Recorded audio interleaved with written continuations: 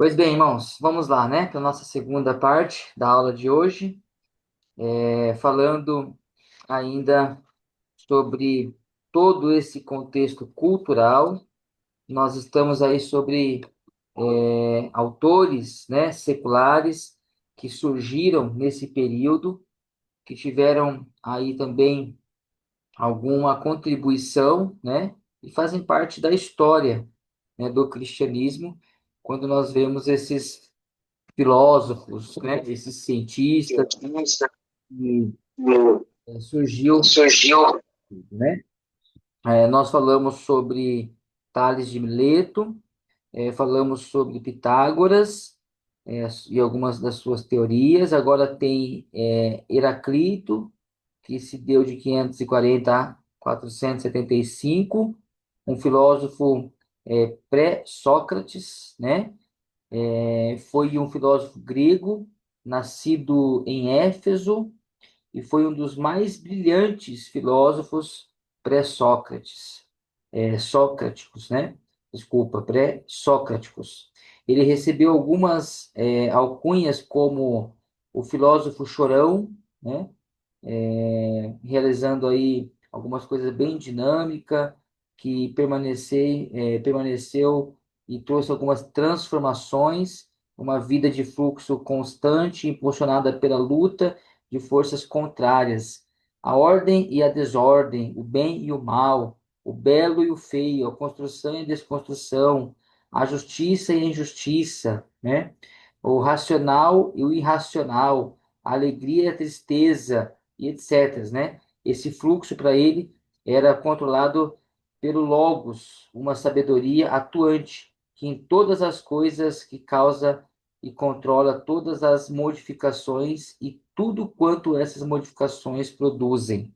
Então, esse era essa era uma das defesas, né? Uma da teoria filosófica de Heraclito. Nós temos outro aí, quarto, que é Protágoras, né? Um filósofo grego também, nascido em Trácia, e é considerado um dos mais importantes sofistas, né? Sábio.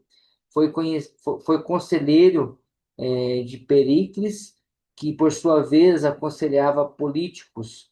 Protágoras foi nomeado por Pericles para formular um código legal para a colônia ateniense de Turim, na Itália. Foi professor em Atenas e tinha como princípio básico a célebre frase: o homem é a medida de todas as coisas, daquelas que são enquanto são, e daquelas que não são enquanto não são. Na sua concepção, todas as coisas são relativas às disposições do homem. Essa frase que o imortalizou era a regra fundamental do sofismo. O homem seria a medida do conhecimento, da ética, da crença religiosa e etc. A sua filosofia o levou a relativar todas as coisas, onde a verdade que importa é a verdade subjetiva.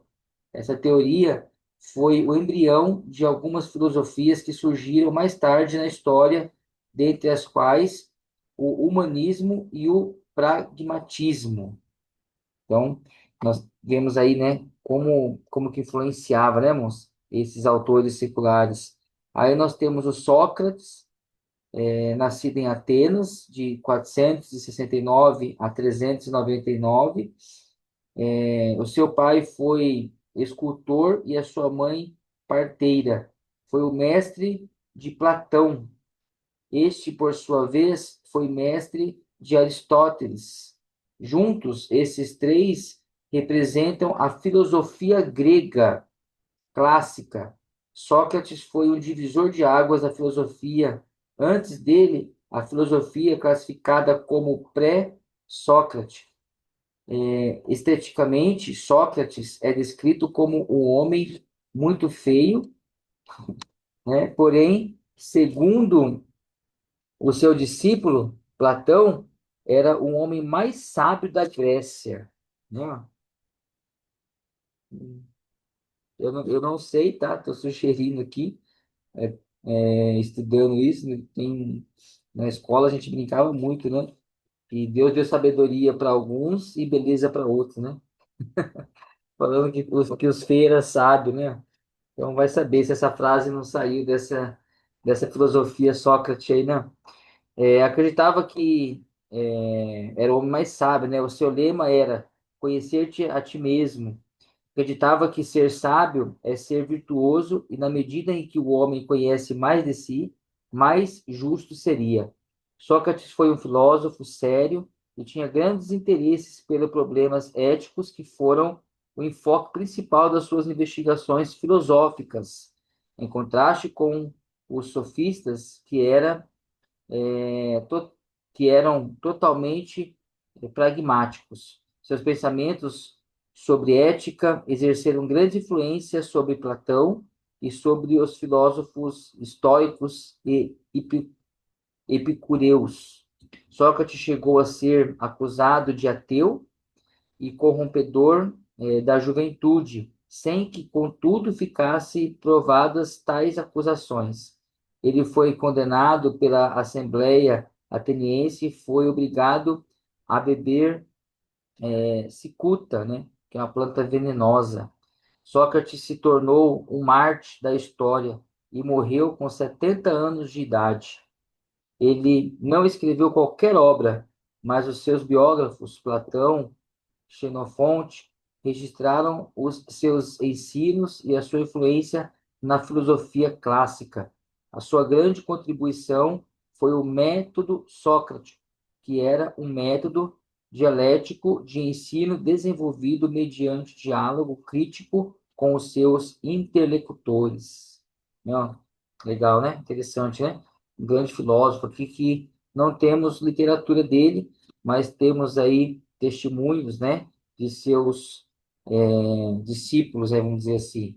Então, nós temos aí também Platão, né, que se deu de 427 a 347, nasceu também em Atenas, né, recebeu uma ótima educação da sua família, foi aluno de Sócrates e fundou uma escola de filosofia de academia em 388. Foi a primeira universidade da história em Atenas. Essa universidade oferecia uma boa variedade de cursos, incluindo toda a ciência que se conhecia da época. Platão desenvolveu 6 disciplinas fundamentais da filosofia, né? Gnoseologia, metafísica, política, lógica, estética e ética. Ele ensinou nessa escola até a sua morte. Ele foi o filósofo mais brilhante de todos os tempos, né? Então, um grande nome, né, irmãos? Conhecido aí, né, da história. Alguém disse a seu respeito: Platão é filósofo e filosofia é Platão. Olha que forte, né? Um grande filósofo. Ele escreveu mais de 20 obras filosóficas que subsistem, melhor dizendo, até os dias de hoje. Acredita que a sua experiência, nos sentidos, não é um meio válido de averiguar a realidade. Ele concebia que a verdade e realidade consiste no mundo das ideias ou formas. Ensinava que o mundo não está sujeito aos sentidos físicos, mas deve ser buscado por meios de razão, da instituição e da experiência mística. O modo mais elevado do conhecimento é o misticismo, através do qual podemos contemplar as ideias. O conhecimento completo só pode chegar à alma quando esta deixa o mundo físico. O corpo é a prisão da alma, né? Outros ensinos de Platão são o seguinte: crença no dualismo, imortalidade da alma, a alma origina-se do mundo das ideias. É, Demiurgo foi o poder que criou o mundo. A mente é a verdadeira realidade e a fonte real do conhecimento, e não os 5 sentidos físicos. A bondade é o princípio universal pelo qual toda busca pode conhecimento de algum modo e está envolvido em princípios éticos. Crença na reencarnação. O platonismo tem sido uma das filosofias mais influentes. Ele influenciou tanto o judaísmo, né, Filo, no século I, como o cristianismo, Paulo e João, conceitos do dualismo e imortalidade da alma. Os pais da Igreja Oriental, como Clemente de Alexandria e os seus discípulos Orígenes, foram fortemente influenciados pelo platonismo, como se vê nas suas obras. Então, nós vemos aí esse grande filósofo aí, Platão, né? Que também dá aí nesse contexto cultural da história. Algumas coisas, como eu já disse, né, que foram defendidas, foram é, na época de Jesus, Paulo, né, que tomava bastante cuidado com essas filosofias, né, eram influenciado, estava no meio dela, mas, sobretudo, defendendo o cristianismo. Aí nós temos aí Aristóteles, que dá de 384 a 322, foi discípulo de Platão, nasceu na Macedônia, né, ó, e era filho do médico da corte do rei da Macedônia. Com 18 anos, ingressou na faculdade de Platão, onde estudou por cerca de 20 anos. Foi o mais brilhante aluno de Platão, né? Aristóteles. Se tornou o maior cientista da sua época. A sua notoriedade chamou a atenção do seu mestre e o apelidou de o intelecto. Foi tutor de Alexandre o Grande, quando este tinha apenas 13 anos de idade. Esse filósofo, irmão, Aristóteles, né? Ele, ele influenciou e ajudou muito nas ideias de Alexandre o Grande, na helenização da humanidade da época, né? Então, Alexandre estava sido levado pela influência de seu pai e logo então ele começa a caminhar com Aristóteles, né? Que foi um grande influenciador naquele pensamento de Alexandre o Grande de conquistar o mundo. No ano de 335, fundou uma escola em Atenas, né, chamada de Liceu, onde ensinou durante 12 anos seguidos. Ele criou a lógica científica, que descrevia o método pelo qual se obteve conhecimento. Escreveu também filosofia, ciência, metafísica, biologia, psicologia ética, política e estética. Algumas das suas ideias são: o universo é o mundo ideal, um todo orgânico, interrelacionado, um sistema de ideias eternas e imutáveis. O conhecimento científico começa pela percepção dos sentidos e examina os objetivos do mundo físico. Se existe um movimento, deve haver um movedor primário. A causa primária, o movimento. Essa causa é uma força impessoal cosmológica. A lógica como ferramenta da ciência e da filosofia, e divide em três partes: os modos básicos de ser, a união e a separação desse modo de ser, e a maneira de a mente passar do raciocínio acerca da vontade conhecida para a desconhecida, né? Analítica, anterior e posterior. Toda ciência é universal e conhecida individualmente. O homem é supremo ser terrestre, sua alma é feita de três partes unidas: vegetativa, animal e racional. Então, essa era uma das defesas, né? Algumas ideias de Aristóteles, né? Um grande filósofo e um grande influenciador da época aí, desse período interbíblico. Agora, na página 356, nós temos aí agora autores judeus, né? Ó, ainda dentro desse pano de fundo de contexto cultural, nós temos aí autores judeus. Quais são eles, né? Ó, Filo, Flávio Josefo, são os dois mais conhecidos aí, e nós temos também autores latinos, né, que nós vamos ver também, dando aí por encerrado esse pano de fundo, aí, esse contexto cultural. Esses autores judeus, no aspecto histórico, né, apenas dois nomes são destacados, que é Filo e Flávio Josefo. Filo, um filósofo judeu, Josefo, um historiador. O que se encontra de mais histórico nesse período é o livro de Primeira Macabeus, que tem um valor inestimável como fonte documentária da história judaica. É importante destacar a importância dos escribas em preservar e copiar os manuscritos sagrados. Olha só que interessante. Então, esses autores judeus, né, dois, né, mais conhecidos aí, destacados, Filo e Flávio Josefo, eles tiveram uma grande influência e um papel muito grande na história do cristianismo, né, irmãos? Tem coisas que nós mergulhamos até hoje, né, em informações de Flávio Josefo, né? Você pega, por exemplo, comentários bíblicos, né, de grandes teológicos que beberam da fonte de Flávio Josefo, né? Então, foram autores judeus de grande importância aí para a história, tá bom? Então, Filo se deu 27 antes de Cristo a 50 depois de Cristo. Pouco se sabe sobre a sua vida. Era membro de uma rica e influente família judaica, né? Um camarada aí de família rica. Seu irmão era um dos homens mais ricos dos seus dias. Seu sobrinho foi procurador da Judéia, foi o maior expoente da literatura judaica nesse período. Filo era um judeu alexandrino, um filósofo teólogo que interpretou os ensinos de Moisés e as tradições de Israel nos termos da filosofia helênica.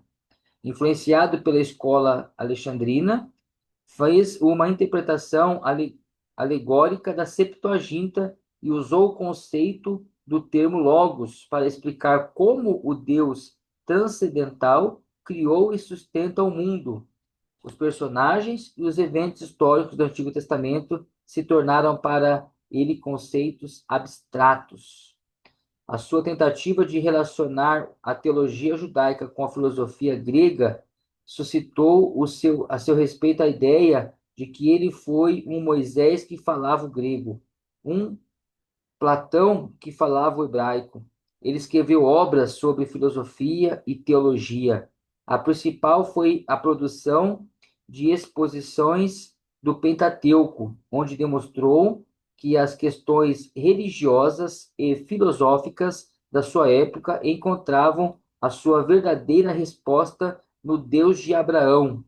Além dessa, além dessa, escreveu outras obras como a Alegoria das Leis, comentários sobre os livros de Gênesis, perguntas e respostas sobre Gênesis e Êxodo, e as exposições das leis, revisão da história, relato pelo Pentateuco. Alguns eruditos recentes afirmam que a maior contribuição de Filo foi o seu uso da filosofia para promover uma análise racional da religião. Ele foi o primeiro teólogo e fez da filosofia uma serva da teologia. Olha que interessante, né? Ele foi o primeiro teólogo e fez da filosofia uma serva da teologia, né? Então ele usava aquilo que ele tinha como escola, né, para poder entender o estudo de Deus. A partir daí, né, tentar compreender Deus, que é a teologia. Aí nós temos o Flávio Josefo, que de 37 a 38 depois de Cristo até 100 depois de Cristo, foi um historiador judeu, filho de um sacerdote chamado Matatias, da ordem Joiaribe, 1 Crônicas 24, 7. Seu nome primitivo era Joseph, que nele latinizou, acrescentando a terminação us, o tomou o sobrenome Flávios, da família do imperador Vespertiano, cujos filhos Tito e Domiciano tinham Joséfo em alta estima. Na juventude esteve envolvido com os essênios e aos 19 anos se tornou fariseu. Olha só, né? Aos 19 anos se tornou fariseu. Então, quer dizer, o camarada estudava bastante, né? Em 66, na ocasião da Guerra Judaica Romana, foi designado governador da Galileia, né? Então isso aí já é bem recente, né, assim dizendo, né? É muito familiar para nós essa informação. Ele se opôs à revolta dos judeus e procurou convencê-los a desistir da guerra e se submeter aos romanos. A sua atitude contra a guerra atribuiu o favor de Vespasiano, e a partir daí Joséfo esteve em campanha militar juntamente com Tito, tornando-se assim um adversário do seu próprio povo, para quem ele foi considerado um traidor, né? Então ele se envolve aí, ó, nessa campanha militar, né? E foi considerado como um traidor. Após a queda de Jerusalém, no ano 70, Joséfo recebeu a cidadania romana pela sua contribuição ao império. Passou a viver como pensionista do imperador e nessa oportunidade adquiriu o nome pessoal Flávio, que originou, né, ó, de origem latina, que se tornou então Flávio Joséfo. Joséfo foi contemporâneo de Paulo, dos apóstolos e do desenvolvimento do cristianismo. Ele escreveu obras importantes, algumas das quais fornecem material que serve de pano de fundo para a história do período interbíblico. Olha como é importante, né? Na igreja cristã, preservou suas obras justamente pelas informações que elas contêm relativas a este período. Suas obras foram História da Guerra dos Judeus, Antiguidade dos Judeus, Autobiografia e Contra Apion. A História da Guerra dos Judeus foi a primeira obra escrita em 75 e 79, em 7 volumes. Foi escrito em aramaico, onde ele apresenta um sumário da história judaica de 163 a.C. a 66 depois de Cristo. A Antiguidade dos Judeus, provavelmente a sua melhor obra, foi escrita em 20 volumes e relata a história do povo judeu, onde aborda a narrativa da criação do mundo até os seus próprios dias. Olha só, irmão, quanta informação, né? Nesse livro, ele faz referência a Jesus. A sua autobiografia é uma espécie de apêndice da antiguidade, onde ele apresenta uma defesa contra as acusações de outro historiador judeu chamado Justo de Tiberíades. O livro Contra Apion é uma defesa do povo judeu contra as calúnias antijudaicas e lançados por mestres alexandrinos chamado Apion. Os escritos de Joséfo são as principais fontes informativas sobre o mundo greco-romano. Grifa isso, tá? No período entre 100 a 100, né? Ó, 100 antes de Cristo a 100 depois de Cristo. Bom, suas informações históricas, geográficas são importantes e têm sido comprovado em alguns manuscritos encontrados em Qumran e Masada. Essas descobertas revelam que Joséfo comentou sobre personagens religiosos e políticos. Além de Jesus, ele comentou sobre João Batista, Herodes, Pilatos, Agripa e Félix. O seu comentário sobre Jesus em Antiguidades, ele era um homem bom, se é legal chamá-lo um homem, com quem se associava homens bons. Olha só o que ele escreve a respeito de Jesus, né? Então, olha como é importante, irmãos, para a igreja, né? Nós não teríamos tanta informação de história da igreja, por exemplo, né? Certamente sem essas fontes, né? Como a fonte aí de Flávio Joséfo. Então, teve uma influência e um papel importantíssimo, né? Para todo o conhecimento aí cristão. Ele é um grande, além de ser um grande filósofo, foi governador da Galileia e ele viveu esse período, né? Então, nada melhor do que ouvir ou ler de alguém que estava vivendo aquilo, né? Então, é muito interessante essas obras, né? Esse autor judeu aí, Flávio Joséfo. Aí nós temos outros é, três autores, né? Agora latinos, e vamos encerrar essa parte entrando aí para os sinóticos de uma vez por todas, né? Em nome de Jesus. Autores latinos. Nesse período que nós estamos estudando, não houve um autor latino que mereça algum destaque. Alguns deles, dos mais importantes, surgiram no primeiro século da era cristã e no início do segundo. Iremos abordar de forma sucinta a vida e a obra de Tácito, eh, Tácito e Plínio, o moço da sua Suetônio. As referências que eles fazem a Jesus e ao cristianismo são parcos e discriminatórios, né? Então, quando a gente se fala de autores latinos, né, não teve cooperação, né, não teve muita cooperação não teve muita importância para nós cristãos, né? Não agregou em quase nada. Então, Tácito, de 55 depois de Cristo a 117, ele foi talvez o historiador mais importante daquela época. Nasceu quando Paulo estava terminando o seu ministério, escrevia suas cartas mais importantes. A obra mais importante de Tácito são as Anais, que cobrem o período da morte do imperador Augusto no ano 14 depois de Cristo, até Nero. A obra trata do império de Tibério César, que era o imperador quando Jesus exerceu o seu ministério, de Calígula, Cláudio e Nero. Ele aborda a perseguição dos cristãos por Nero e informa que o imperador incendiou Roma e culpou os cristãos, né? Então, de certa forma, acaba ajudando aí na história, né? No esclarecimento de algumas coisas. Em seus anais,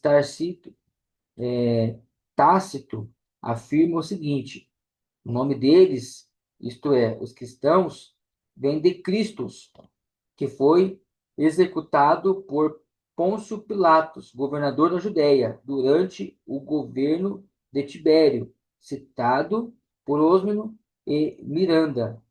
O aspecto positivo desse registro é que o historiador latino reconhece a história narrada pelos evangelhos a respeito da crucificação de Jesus por ordem de Pilatos, em um período da história romana, né, que dá de 26 a 36. De positivo, também se destaca o fato de que ele recebeu os cristãos que serviram de bode expiatório, né, de Nero. Então, ele também, né, teve esse destaque aí pelo fato de reconhecer, né, ele reconheceu que os cristãos serviram de bode expiatório na grande perseguição lá de Nero. Plínio, o moço, né, conhecido como o moço, 62 a 113. Plínio foi governador da Bitínia e foi cognominado de o moço por ser contemporâneo mais jovem, por ser um contemporâneo mais jovem, né? O velho que era o seu tio, ele chegou a perseguir os cristãos em Bitínia e em Ponto, na Ásia Menor, cerca de 112, né, do ano de 112. Escreveu Epistolae, que é cartas, em 10 volumes, totalizando 370 delas, escritas num excelente estilo literário. Em uma dessas cartas, Plínio fala sobre como tratava os cristãos. Ele se queixa nessa carta, endereçada ao imperador Trajano, que os templos pagãos estavam vazios, porque os frequentadores haviam se convertido ao cristianismo. Ele informa ao imperador que os cristãos cantavam hinos de louvor a Cristo como se fosse um Deus. Acertou, né? Acertou alguma coisa, né? Então, quer dizer, né, irmãos, ó, como que interessante, é, o diabo, né, tenta de todas as formas, mas a Bíblia diz que todo joelho se dobrará, toda língua confessará que Cristo é o Senhor para a glória de Deus, né? E nós temos o outro camarada aí, que é Suetônio, é assim que pronuncia, eu acho, né? Suetônio, Suetônio, né? Nasceu em Roma e foi um dos mais famosos escritores romanos. Foi secretário particular de Adriano, o imperador, 117 a 138. Escreveu muitas obras, das quais a mais importante foi a vida dos 12 Césares, né? Essa obra que sobrevive até hoje é uma historiografia romana de grande valor histórico que abrange a história do período de Júlio César até Domiciano. Nessa obra, ele faz poucas referências a Cristo e aos cristãos, mas dois registros devem ser destacados. Primeiro, ele faz referência a Cristo, a quem erroneamente chamou de Christus, e segundo, confirma a expulsão dos judeus da cidade de Roma por ordem do imperador Cláudio, Atos 18:2, por terem causado confusão acerca das ideias de Christus, né, Crestus. Os historiadores contemporâneos do Novo Testamento pouco contribuíram no aspecto histórico para uma compreensão melhor do texto neotestamentário. A análise de Jesus e do cristianismo é feita a uma perspectiva puramente histórica e crítica, pelo fato de Jesus ter sido condenado pelas autoridades romanas e também porque o cristianismo foi considerado uma religião ilícita. Todos os testemunhos históricos extra-bíblicos, talvez o mais importante seja o de Tácito, que registrou a execução de Jesus pelo governador Pôncio Pilatos. Informações compatíveis com a narrativa da paixão feita pelo historiador evangelista Lucas, né? Então, é interessante, né, moço, que esses escritores aqui, ó, agora falando de escritores latinos, né, eles escreviam algo sobre cultura, filosofia, da sua época, né? Então, como falar de um Cristo Deus se ele foi crucificado e condenado, né? Então, tinha-se toda essa dificuldade e certamente não tiveram a revelação, assim como o grande fariseu, né, conhecido como fariseu de fariseu, teve, que foi Paulo, né? Se Paulo não tivesse tido encontro com Jesus a caminho de Damasco, certamente ele estaria aqui num desses nomes, né, é, de judeus aqui que cooperaram para o cristianismo de alguma forma histórica. Mas nós louvamos a Deus que Paulo não entra aqui, né? Porque ele teve a revelação, o Senhor o alcançou e ele não está nesse estudo, mas tem o estudo que fala só dele, né? O estudo das cartas de Paulo, né? As Paulinas, né? Então, esses homens não foram alcançados pela graça, mas de alguma forma falaram, fizeram parte da história e deixaram aqui as suas escritas, a qual nós usamos como material literário, né, para estudo e conhecimento de pano de fundo, como hoje nós estamos usando para entrarmos aí nos evangelhos. Então, nós vamos entrar na próxima aula no problema sinótico, tá? Então, na próxima aula, vai ser dia 24, é isso? Confirma aí para mim. Mas acho que é dia 24, né? 22, 23, 24, é isso não. Então, na próxima aula aí, dia 24, nós vamos falar sobre o problema sinótico, né? Então, queridos, eu vou pedir mais uma vez para vocês lerem, tá? Ó, ler, né? Ó, desta página aí, ó, 359, tá? Vocês vão ler até a página 300 e, vamos ver lá, 70, 74. Bom, até a página 374, que vai falar tudo sobre o problema sinótico. Então, quem conseguir fazer essa leitura dessas páginas aí, ó, dá um pouco menos de 20 páginas, né? Ou 20 páginas aproximadamente, é, fazem essas leituras para a gente poder, então, na próxima aula, fazer como a gente fez hoje. Algumas coisas nós temos que ler, não tem jeito, e outras coisas, tendo o conhecimento que vocês, tendo o entendimento que vocês fizeram a leitura, né? A gente consegue dar uma pincelada mais rápida para podermos aí, então, falar sobre o Jesus histórico e entrarmos nos evangelhos, tá bom? Então, tudo isso que nós estamos estudando faz parte aí dos evangelhos sinóticos. E agora, na próxima aula, então, nós vamos deixar aí todo esse pano de fundo que nós já passamos e entrar no problema sinótico, né? A história do problema sinótico, o seu desenvolvimento, os seus métodos, os seus estudos, os comparativos, porquê de sinóticos. Então, agora vai ser mais sobre a matéria mesmo, entrando aí nos evangelhos. Ok, queridos? Tudo bem? Sei que é cansativo, né? Sexta-feira, essas horas, mas se faz necessário a gente ter esse bate-papo, né? Para alcançarmos o objetivo ao qual nós queremos, para chegar onde nós precisamos chegar, né? Que Deus abençoe a vida de vocês. Um ótimo final de semana. Muito obrigado por ficarem comigo aqui, né? Até aqui. Amém. Podemos dizer que até aqui nos ajudou o Senhor, né? Se o Senhor nos permitir, estaremos aqui novamente terça-feira, dando continuidade. Estou bem animado e ansioso para terminarmos esse primeiro módulo e já entrarmos aí no segundo módulo dos nossos estudos aí para completar essa primeira fase do estudo teológico. Tá certo, meus irmãos? O estudo teológico, Amém. todo estudo, né, requer muita disciplina e requer muito estudo pessoal, né? Então, é necessário que vocês vão além da aula, né? É como uma faculdade, né? Na faculdade, o professor joga a matéria e nós temos que correr atrás, né?